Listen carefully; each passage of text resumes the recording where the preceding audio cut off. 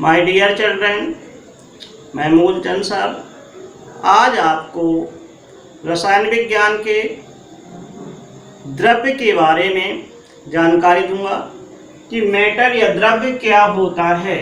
Matter या द्रव्य क्या होता है? द्रव्य वह पदार्थ है जिसमें द्रव्यमान आयतन होता है, आकार घेरता है, स्थान घेरता है, जिसे हम ज्ञानेंद्रियों द्वारा अनुभव करते हैं, उसे द्रव्य कहते हैं। द्रव्य के दो भाग होते हैं।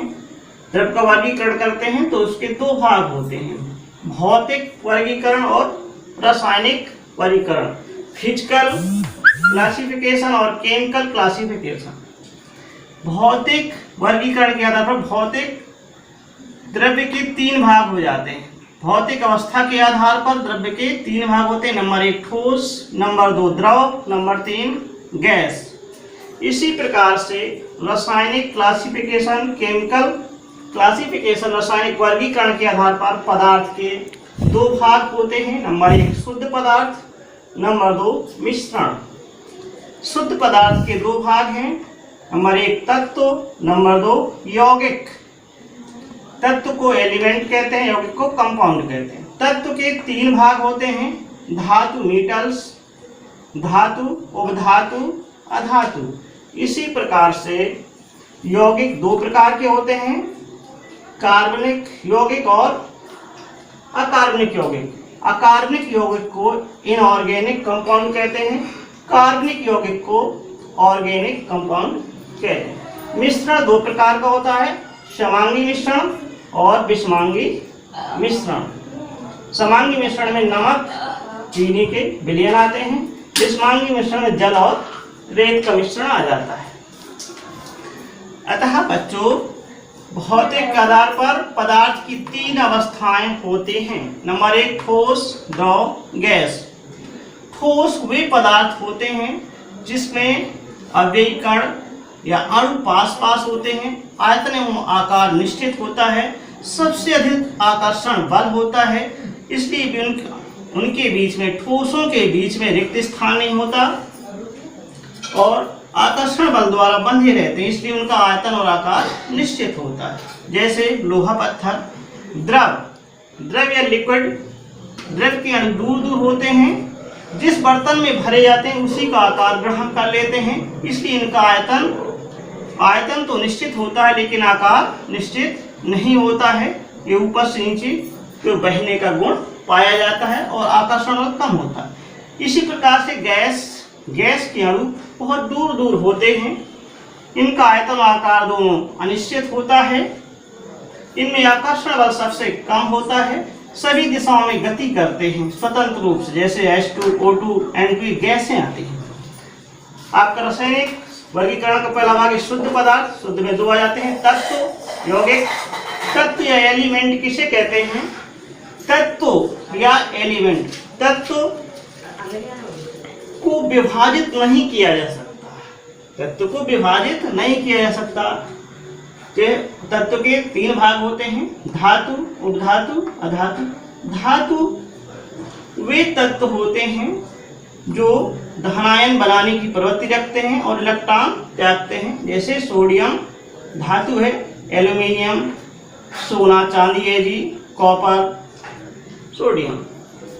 इसी प्रकार से अधातु वे तत्व होते हैं जो इलेक्ट्रॉन ग्रहण करके ऋणायन बनाने की प्रवृत्ति रखते हैं, उन्हें अधातु कहते हैं। धातु व धातु के बीच के जो गुण पाए जाते हैं उन्हें उपधातु कहते हैं, जैसे जर्मेनियम, सिलिकॉन, एंटीमनी। आपका यौगिक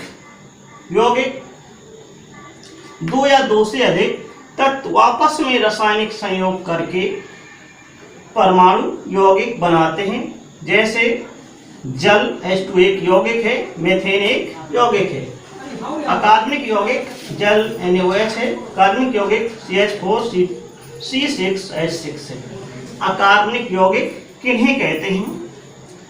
ऐसे यौगिक जिनमें कार्बन परमाणु नहीं पाया जाता है उन्हें अकार्बनिक यौगिक कहते हैं, लेकिन कुछ अपवाद हैं, जैसे CO2, CO3 और